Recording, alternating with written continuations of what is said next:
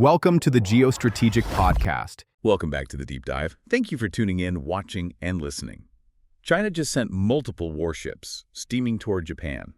And this isn't a routine patrol. It comes right after Tokyo's new Prime Minister declared Japan will defend Taiwan against a Chinese attack. Beijing responded with a chilling threat. Japan would become a battlefield. So what does this deployment really signal? Is China warning Japan, testing the U.S., or preparing for something bigger in the Pacific? Today we break down what the world just witnessed and what comes next. If you want more clear, honest breakdowns of global power moves like this one, make sure to like, share, comment, and subscribe. Well, what we're seeing here is it's a classic case study. It's coercive diplomacy where words are almost immediately followed by, military movement. Right, posturing. Exactly. So our mission today is to dig into the sources and really understand the geostrategic implications. Yeah. We need to figure out the motives behind China's naval deployment, especially how it connects to that really high-stakes political rhetoric that came just before it. Okay, so let's unpack that. Because this whole thing kicked off not with a military move, but with a pretty serious war of words over Taiwan. It did. The catalyst was Japan's new Prime Minister, Sanae Takaichi. And our sources describe her government as, well, decidedly hawkish. That's a fair description. And her government signals this huge policy shift. Japan says it will defend Taiwan militarily if China attacks. I mean, that's a massive departure for them. It's a huge departure. And that move, it basically forced Beijing's hand. The response from China wasn't just some quiet diplomatic note. It was explosive. What did they say? They publicly threatened to turn Japan itself into a battlefield if Tokyo even tried to intervene over Taiwan. And to get why that's so serious, you have to look at the strategy behind it. It's not just a straight fight China versus Japan's military, is it? Oh, not at all. Far from it. I mean, China sees Japan's military as, well, it's competent for sure, but on its own, it's manageable. So where does the real threat come from in their eyes? It comes from the U.S.-Japan Treaty of Mutual Cooperation and Security. It's the whole game. China's calculation is, if Japan goes to war over Taiwan, the U.S. gets dragged in. They think Washington would have little choice but to fight. So that threat to turn Japan into a battlefield? Yeah. It's actually a message for Washington. It's entirely for Washington. It's China saying, if you want this fight, it starts here, and it starts because of your treaty. It's a direct challenge to the entire U.S. alliance structure in the Pacific. It's testing how solid that commitment really is. Exactly. And what's so fascinating is how quickly Japan seemed to backpedal, or at least try to. Right, after that threat landed. Yeah, after that chilling threat and after seeing the Japanese public was, really split on going to war with China, Tokyo sent a top diplomat to Beijing. To smooth things over. A clear attempt to do just that. It suggests their rhetoric might have overshot the mark at home. They put a target on their own back. A massive one. But here's the pivot. Even as the diplomats are trying to cool things down, the military action starts. China wasn't waiting. They were already moving to enforce the threat. And that brings us to the actual hardware in the water. The deployment was confirmed by the Japan Ministry of Defense on November 11th. And this wasn't just one ship. No, it was a very specific group of 3 vessels from the plan, the People's Liberation Army Navy, and the choice of ships is very deliberate. Okay, so what were they? First, a Renhai-class destroyer.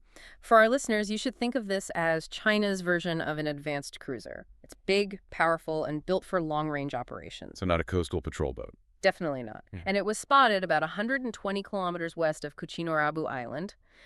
It was a Jankai II class frigate and this is the important part, a Fuchi-class supply ship. The supply ship is the giveaway, right? It is absolutely the key. The Fuchi class is a replenishment ship. Having it there signals this group is planning to operate for a long time far from home. This is a blue water endurance mission. They're practicing for sustained operations out in the deep Pacific. That's it, exactly. And the route they took is what really set off the alarm bells in Tokyo. They went eastward through the Osumi Strait, straight into the open Pacific. And that route is it's so loaded strategically and politically. Japan's Maritime Self-Defense Force, the MSDF, was on them instantly. What was the response? They scrambled specific assets. We're talking the destroyer Yugiri, a fast missile boat called the Utaka, and even the minesweeper Owaji. The sources make it clear this was a very fast, very coordinated response. So for people who don't have a map in front of them, why the Osumi Strait? It's an international waterway, so they weren't breaking any rules, but why there? While the Osumi Strait is a critical choke point, it cuts right between the main island of Kyushu and the Ryukyu island chain. Okay. For the Chinese Navy, it's one of the best ways to get out of the heavily watched East China Sea and into the vast Pacific Ocean. So if they want to run drills or, project power further out, maybe towards Guam or Hawaii, they have to pass through a choke point like Osumi? That's exactly right. And by moving east of Kyushu, they're signaling that these ships are entering a much bigger operational area.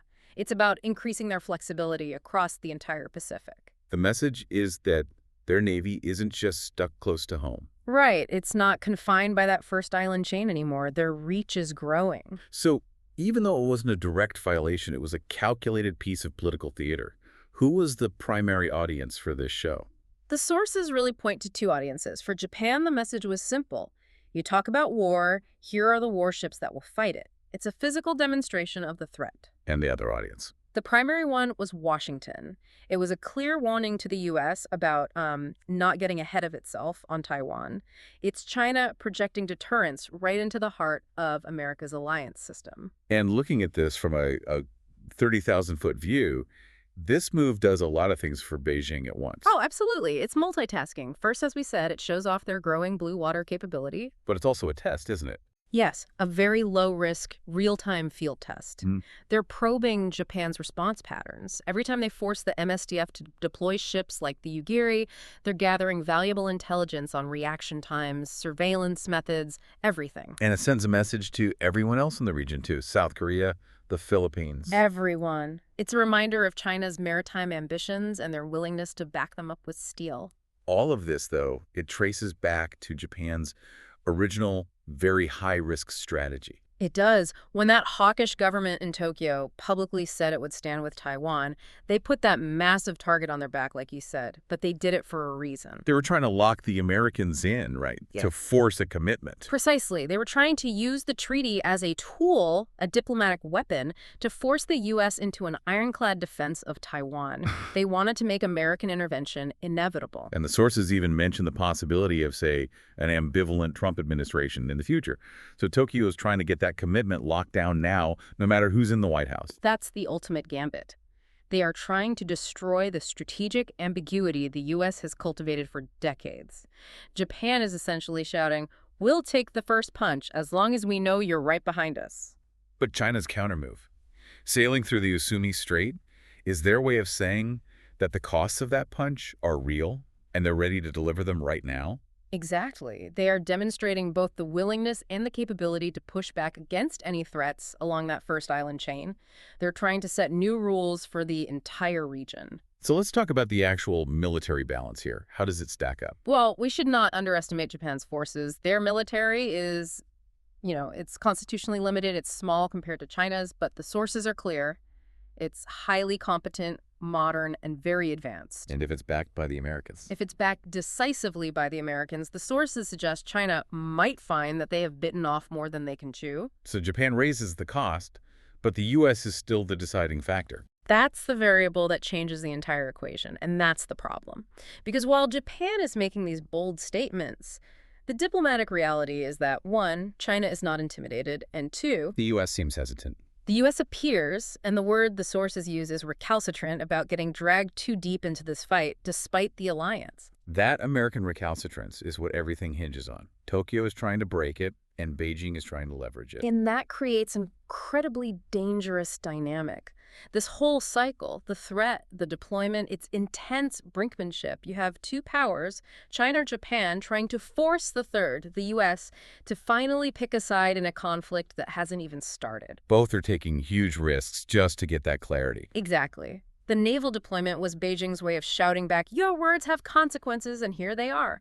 So the sources really suggest Japan's public stance was less about defending Taiwan for its own sake and more a gambit to force an American commitment. That's the drama we're all watching. It is.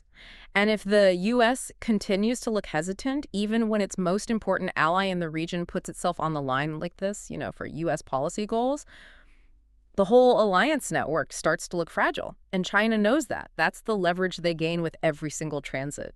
Which brings us to a final thought for you to consider. Given that Japan's public stance was seen as an attempt to force an American commitment, what are the long-term implications for U.S. alliance credibility, not just in Asia, but globally? If Washington appears hesitant or recalcitrant, even when its ally takes the first high-risk step toward war, that is the real consequence hanging in the air after this deployment. Thank you for joining us for this deep dive. We hope this breakdown helps you understand the complex chess game being played out in the Pacific right now. We invite you to listen to our other deep dives for more clear and honest breakdowns of the global events that shape our world. We'll see you next time. Thanks for tuning in. If you found this discussion valuable, please like, share, and subscribe to the Geostrategic Podcast for more in-depth analysis on topics that shape our world. Stay informed, stay ahead, and stay tuned for the next episode.